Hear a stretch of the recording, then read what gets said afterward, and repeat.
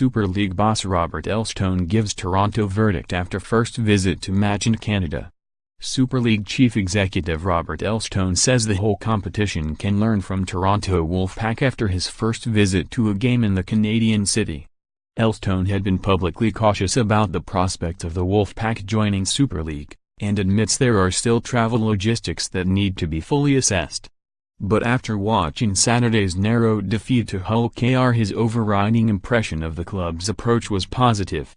Elstone told Mirror Sport, "When I started in the job, I talked about the need for us to be young, confident and ambitious.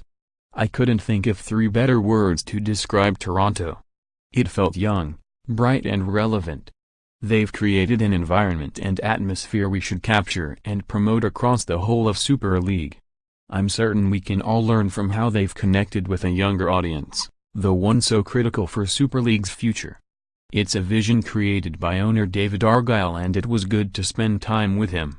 Repeating the attributes I think are really important for Super League, he's certainly ambitious, for the Wolfpack and the sport, he's confident, really believes he and his team can deliver, and it's young, he's talking with, and bringing into the club, a demographic the sport has to connect with.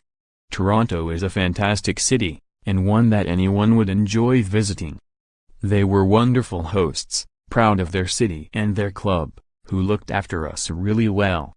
There were smiling faces everywhere, that refreshingly positive and genuine happy to help attitude that we can all learn from. I was impressed by the Wolfpack fans. They were passionate and knowledgeable fans, and so pleased we'd come to see them. They knew us by name, they shook our hands and hoped we'd come back." Elstone traveled to and from Toronto with Hull KR's squad, which also offered him an insight into the traveling involved for away teams. He added, "It was, of course, a long trip. Rovers left Hull on Wednesday evening and didn't get home until Monday night, finishing up with a long coach trip home from Glasgow Airport, grateful no doubt for the Wembley weekend. That takes a lot out of a team. If Toronto does earn its place in Super League next year, we have to be certain we can manage and fund the obvious logistical challenges of weekly transatlantic travel as well as avoid undermining, actual or perceived, the competition.